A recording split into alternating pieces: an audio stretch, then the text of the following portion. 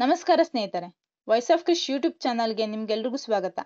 ಸ್ನೇಹಿತರೆ, ನಿಮ್ಮ ವಿದ್ಯುತ್ ಬಿಲ್ ಈ ತಿಂಗಳು ಜಾಸ್ತಿ ಬಂದಿದ್ಯಾ? ಗೃಹಜ್ಯೋತಿ ಯೋಜನೆಯಡಿ ಪ್ರತಿ ತಿಂಗಳು ಉಚಿತ ವಿದ್ಯುತ್ ಪಡೆಯುತ್ತಿದ್ದ ನಿಮಗೆ ಈ ಬಾರಿ ಶಾಕ್ ಆಗಿದ್ಯಾ? ಈ ತಿಂಗಳ ವಿದ್ಯುತ್ ಬಿಲ್ ಹೆಚ್ಚಳಕ್ಕೆ ನಿಜವಾದ ಕಾರಣ ಏನು ಅನ್ನೋದನ್ನ ನೀವು ತಿಳ್ಕೋಬೇಕು ಅಂದ್ರೆ ಈ ವಿಡಿಯೋವನ್ನು ಕೊನೆವರೆಗೂ ನೋಡಿ. ಹಾಗೆ ನೀವಿನ್ನು ನಮ್ಮ ಚಾನಲ್ ಅನ್ನು ಸಬ್ಸ್ಕ್ರೈಬ್ ಮಾಡಿಲ್ಲ ಅಂತಂದ್ರೆ ಈಗಲೇ ಸಬ್ಸ್ಕ್ರೈಬ್ ಮಾಡಿಕೊಳ್ಳಿ. ಸಾಮಾನ್ಯವಾಗಿ ಪ್ರತಿ ತಿಂಗಳು ಬೆಸ್ಕಾಂ ಮೀಟರ್ ರೀಡರ್ಗಳು ನಿಗದಿತ ದಿನಾಂಕಕ್ಕೆ ಬಂದು ಮೀಟರ್ ರೀಡಿಂಗ್ ಮಾಡಿ ಹೋಗ್ತಿದ್ರು. ಆದರೆ ಆಗಸ್ಟ್ ತಿಂಗಳಲ್ಲಿ ಒಂದು ದೊಡ್ಡ ಬದಲಾವಣೆಯಾಗಿದೆ. ಹಿಂದುಳಿದ ವರ್ಗಗಳ ಆಯೋಗವು ಸಾಮಾಜಿಕ ಶೈಕ್ಷಣಿಕ ಸಮೀಕ್ಷೆ ಅಂದ್ರೆ ಜಾತಿ ಗಣತಿಗಾಗಿ ಮನೆಗಳನ್ನು ಗುರುತಿಸಿ ಪಟ್ಟಿ ಮಾಡುವ ಕೆಲಸವನ್ನು ಇದೇ ಮೀಟರ್ ರೀಡರ್ಗಳಿಗೆ ವಹಿಸಿತ್ತು. ಈ ಜಾತಿ ಗಣತಿ ಕೆಲಸಕ್ಕೆ ಕಾಲಮಿತಿ ಇರುವುದರಿಂದ ನಮ್ಮ ಮೀಟರ್ ರೀಡರ್ಗಳು ಈ ಕೆಲಸದಲ್ಲಿ ಪೂರ್ತಿ ತೊಡಗಿಕೊಂಡ್ರು. ಇದರ ಪರಿಣಾಮ ಏನು ಗೊತ್ತಾ? ಅವರ ನಿಗದಿತ ಮೀಟರ್ ರೀಡಿಂಗ್ ಕೆಲಸಕ್ಕೆ ತಡವಾಯಿತು.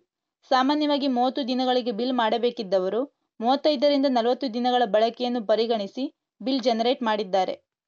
ಗೃಹಜ್ಯೋತಿ ಯೋಜನೆಯ ಮುಖ್ಯ ಉದ್ದೇಶವೇ 200 ಯೂನಿಟ್ ವರೆಗೆ ಉಚಿತ ವಿದ್ಯುತ್ ನೀಡುವುದು.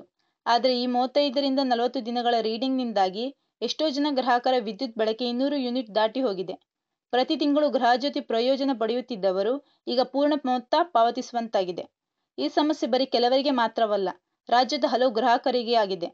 ಬೆಸ್ಕಾಂ ಈ ಬಗ್ಗೆ ಸ್ಪಷ್ಟನೆ ನೀಡಬೇಕಿದೆ ಮತ್ತು ಗ್ರಾಹಕರಿಗೆ ನ್ಯಾಯ ಒದಗಿಸಬೇಕಿದೆ. ಸ್ನೇಹಿತರೆ, ಈ ಮಾಹಿತಿ ನಿಮಗೆ ಇಷ್ಟ ಆಗಿದ್ರೆ ಲೈಕ್ ಮಾಡಿ, ಶೇರ್ ಮಾಡಿ, ಹಾಗೆ ನಿಮ್ಮ ಅಭಿಪ್ರಾಯವನ್ನು ಕಮೆಂಟ್ ಬಾಕ್ಸ್ನಲ್ಲಿ ತಿಳಿಸಿ. ಧನ್ಯವಾದಗಳು.